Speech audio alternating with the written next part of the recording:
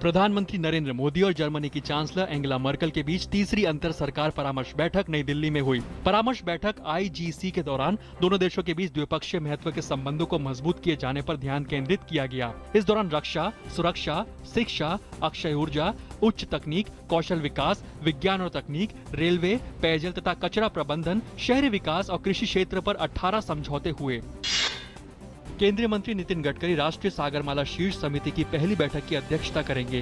परियोजना का मुख्य उद्देश्य बंदरगाहों के प्रत्यक्ष और अप्रत्यक्ष विकास को बढ़ावा देना और बंदरगाहों से माल परिवहन के लिए बुनियादी ढांचा मुहैया कराना है। उत्तर कश्मीर के कुपवाड़ा जिले में हुई मुठभेड़ में एक आतंकवादी ढेर हो गया है। कल रात शुरू हुए ऑपरेशन में 4 जवान भी शहीद हुए हैं। मुठभेड़ अभी भी जारी है। वहीं पुलवामा जिले में तराल क्षेत्र में कल हुई मुठभेड़ में सुरक्षा बलों ने सर्च ऑपरेशन के बाद 2 आतंकवादियों को मार गिराया। देश के अंदर ब्लैक मनी पर रोक लगाने के लिए सरकार और सख्त कदम उठाने जा रही है। इसके तहत एक लिमिट के बाद कैश ट्रांजैक्शन पर पैन कार्ड की जानकारी अनिवार्य होगा। केंद्रीय वित्त मंत्री अरुण जेटली ने कहा कि काले धन की एक बड़ी राशि देश में ही है। काले धन की समस्या पर अंकुश लगाने के मकसद से बड़ी राशि के नकद लेन देन का पता लगाने के लिए कर विभाग की क्षमता बढ़ाई जा रही है। गौरतलब है कि वित्त मंत्री 10 दिन के अमेरिका और पेरू के दौरे पर हैं। आर्थिक मामलों के सचिव शक्तिकांत दास ने कहा है कि देश की विकास दर इस वित्तीय वर्ष में 7.5% को पार कर सकती है। साथ ही शक्तिकांत दास ने कहा है कि इस वित्तीय वर्ष में वित्तीय घाटे को भी 3.9% से कम करने की उम्मीद की जा रही है।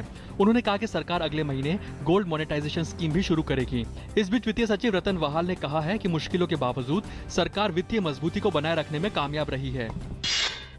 राजस्व सचिव हसमुख आदिया ने कालेधन का खुलासा करते हुए कहा है कि 30 सितंबर को बंद हुई विदेशी कालाधन अनुपालन खिड़की पर कुल 638 लोगों ने विदेशों में जमा 4,147 करोड़ रुपए के कालेधन का खुलासा हुआ है, जो इससे पहले घोषणा की गई 3,770 करोड़ रुपए राशि से अधिक है। राजस्व सचिव ने कहा कि 90 दिन की अवधि वाली कालाधन अनुपालन खिड़की पर घोषित 4,147 करोड़ रुपए के विदेशी कालेधन पर सरकार को कुल 2,488 करोड़ रुपए का कर राजस्व प्राप्त हुआ है। भारतीय जनता पार्टी अध्यक्ष अमित शाह ने सुपौल में एक चुनावी रैली को संबोधित करते हुए नीतीश और लालू पर आरोप लगाते हुए कहा है कि प्रदेश के पिछड़ेपन के लिए ये 2 शख्स जिम्मेदार हैं। बिहार विधानसभा चुनाव को लेकर भारतीय जनता पार्टी अध्यक्ष अमित शाह इन दिनों लगातार चुनावी रैलियों को संबोधित कर रहे हैं। साथ ही वे विभिन्न जगहों पर पार्टी कार्यकर्ताओं से भी चुनावी रणनीति पर चर्चा कर रहे हैं। सुप्रीम कोर्ट ने सोमनाथ भारती की अग्रिम जमानत संबंधी याचिका पर सुनवाई करते हुए नियमित जमानत के लिए सुनवाई अदालत में जाने का निर्देश दिया है। सोमनाथ भारती की पत्नी के साथ घरेलू हिंसा का मामला आपस में सुलझाने के लिए कोर्ट में मध्यस्थता से किया इनकार।